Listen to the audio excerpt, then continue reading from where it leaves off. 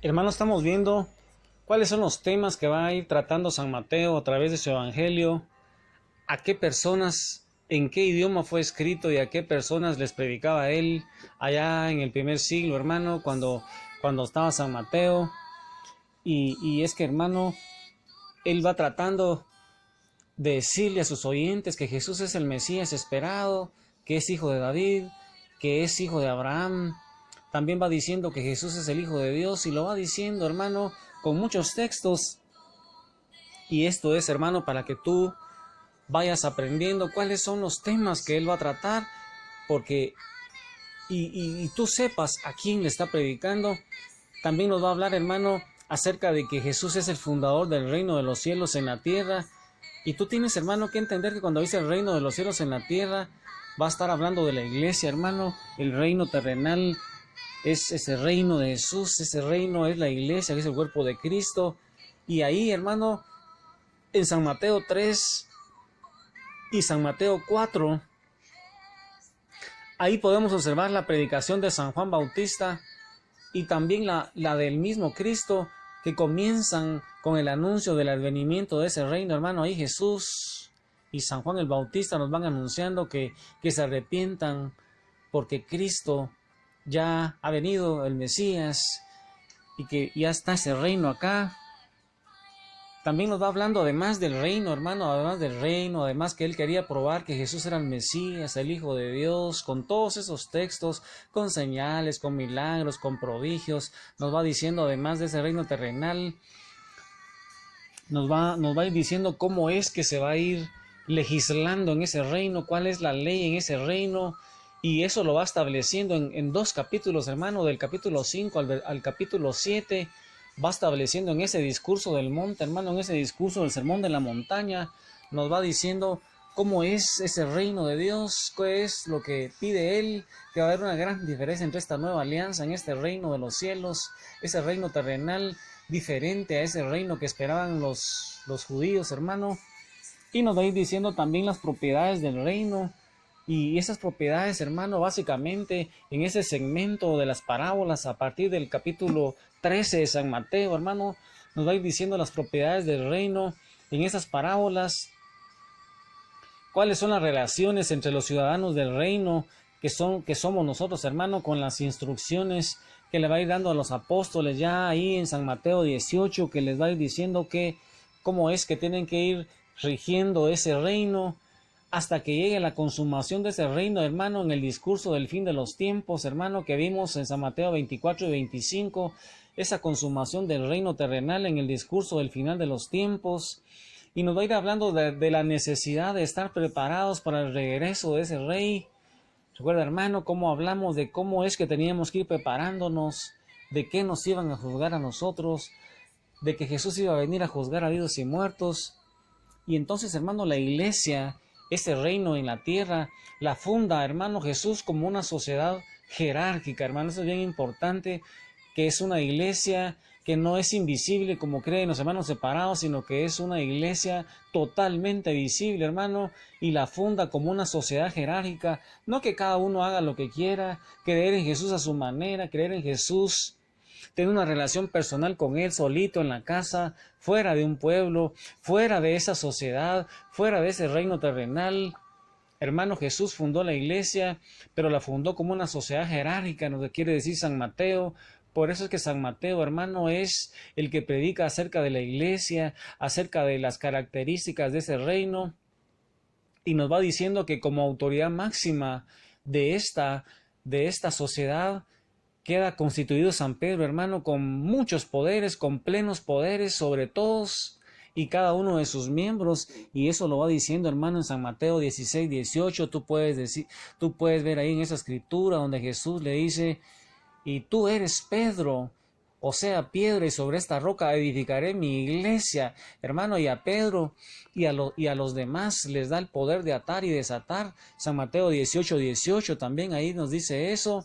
Y nos va diciendo a nosotros también que esos apóstoles ahí desde el capítulo 10, hermano, de San Mateo, en la misión de la iglesia, esos apóstoles reciben la misión de propagar y de establecer ese reino por todo el mundo. y de bautizar a todas las gentes, hermano, en San Mateo 28. Mira, hermano, cómo nos va diciendo, hermano, que la iglesia es una iglesia jerárquica, una sociedad jerárquica, con una autoridad máxima, que es, hermano, San Pedro, hermano. Y con eso, hermano, alabemos a Jesús, bendigámoslo, porque es bueno, porque es eterno.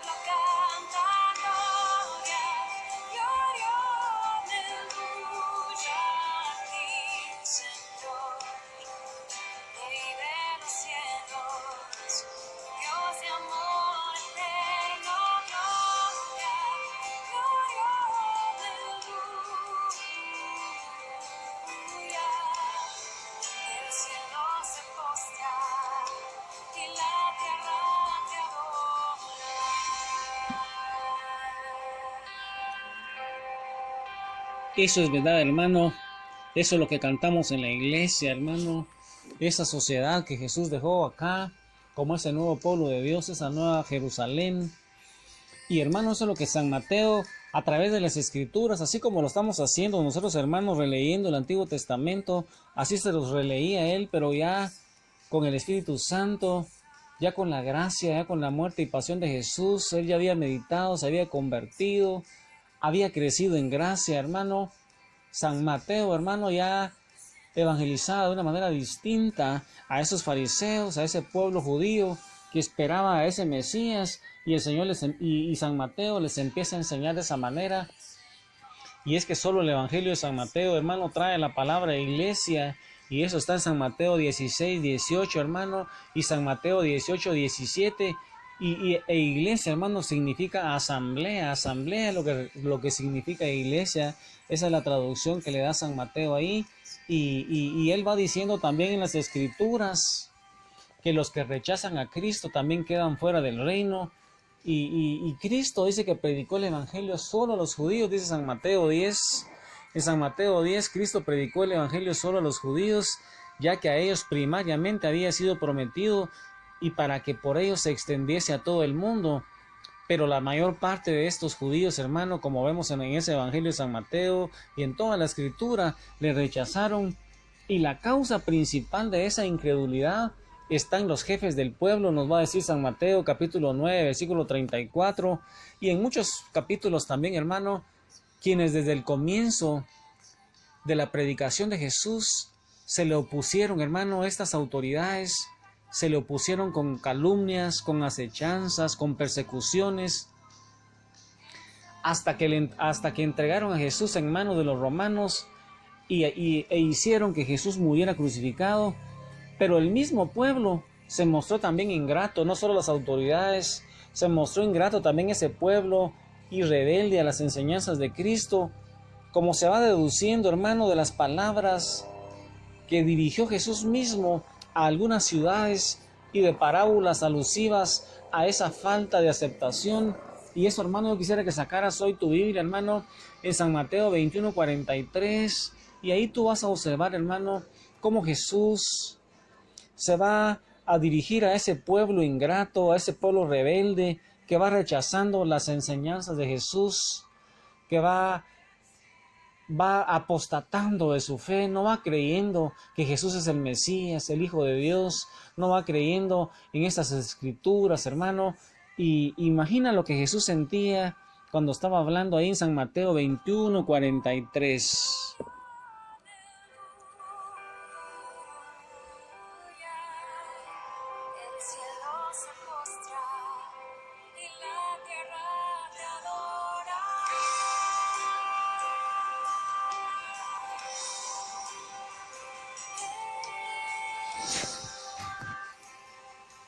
Ahora yo les digo a ustedes,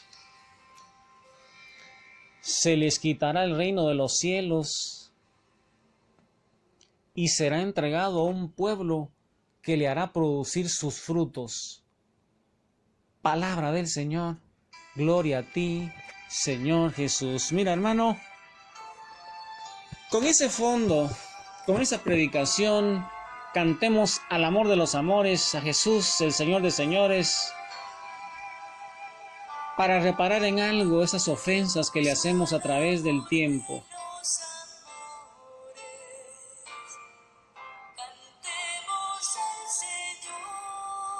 Ahí con María Santísima, con todos los ángeles y todos los santos, adoremos a Jesús, hermano, que está presente en el lugar santísimo.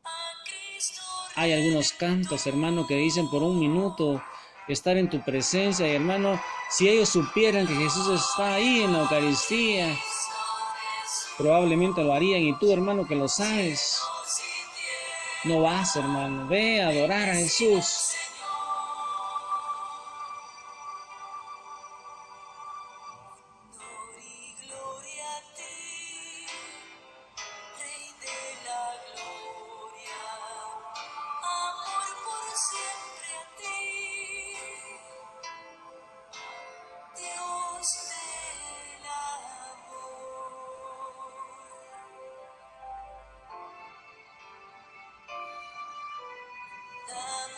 Nuestra voz a los cantares del coro celestial. Dios está aquí, al Dios de los altares alabemos con gozo angelical.